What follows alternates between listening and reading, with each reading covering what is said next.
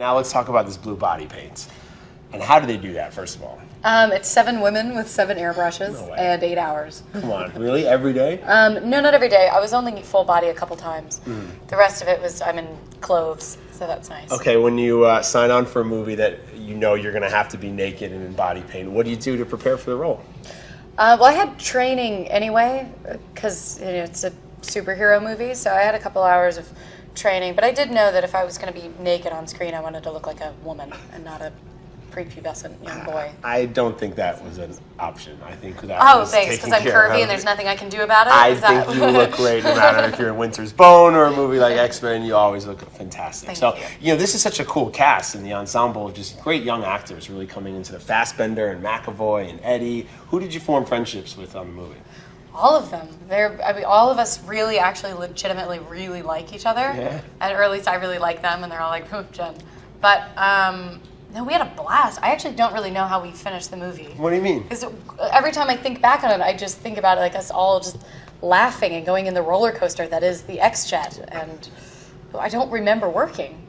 Wow, that means you're having fun, and it's a good thing. It was a It'll probably blast. show on screen, so that's something that's good. But it's cool because it's a nice entree for you into the Hunger Games, which we'll talk about in a second, and that you've done a lot of indie films, and then you go on a big budget movie like X-Men. It's, I would imagine, a nice sort of introduction into the world of big studio films. What was it like the first day on set? 'Cause you've never been on a set like that before. No, of course not. It's huge. It's so big you can't even really get your mind around it.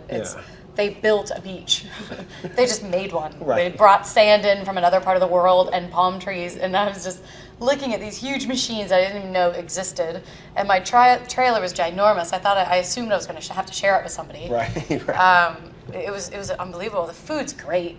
They had sushi. They just like Reason enough to do a big studio film. You get sushi all day long. That's hilarious. Well, I mean, I was so lucky I got a chance to hang out with you a little bit during the whole Oscar, whirlwind. And what do you take away from the experience now, having some distance from that time in your life?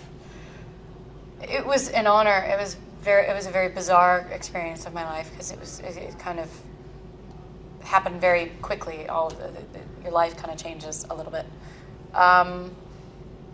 But it was great. But I feel like you didn't change. Your life might have changed, and the people around you changed a little bit. But I would imagine being close to your family and just your approach to I've got good people around me that don't really care, which is always nice. What do you mean? Oh, Mom, I'm doing an Elle magazine shoe, and they just don't care.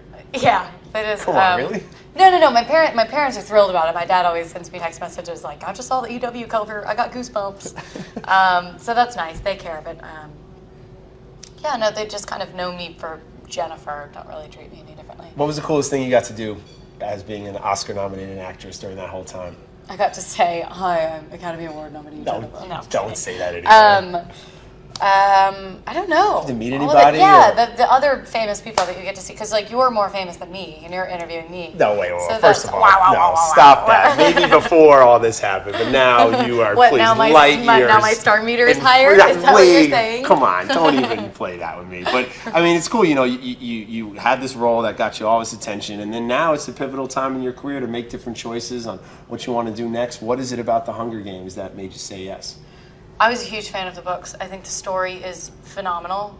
I think it's such an ugly truth about our world, and it's such an interesting concept of history repeating itself, and the brutality that we all kind of have in us. And I just thought they were fascinating, and I thought it's such a brave film to make, and I was very excited that they were going to make them into movies. You see any similarities between you and the character? I did. When I was reading it about her going to the Capitol was when I was around Oscar season, and it was just kind of the same feeling of just feeling like I'm putting on these dresses and these uncomfortable shoes and just kind of moving around and saying what people want me to say. Oh, well, sometimes. But how's the training going? How's the shooting going? The training is fantastic. Yeah. I feel like Hugh Jackman, which any 20-year-old girl wants to be like. And the action, the training is great. The cast is fantastic. I really, really love Liam and Josh. Like, genuinely, they're so great. So you and Liam and Josh, what are you guys doing away from the set or training to form a camaraderie? Josh and I are both crazy, And so it's good when we have people that are not crazy to kind of calm us down a little bit. But when Josh and I are together, we're so bad for each other. One time, Josh and I were in his room, we were watching some show about crocodiles, and then we went screaming about Avatar and how upsetting it was that we couldn't live on Pandora and we couldn't be avatars no matter how hard we tried. And we were screaming at the top of our lungs before we even realized it. And Liam like ran in.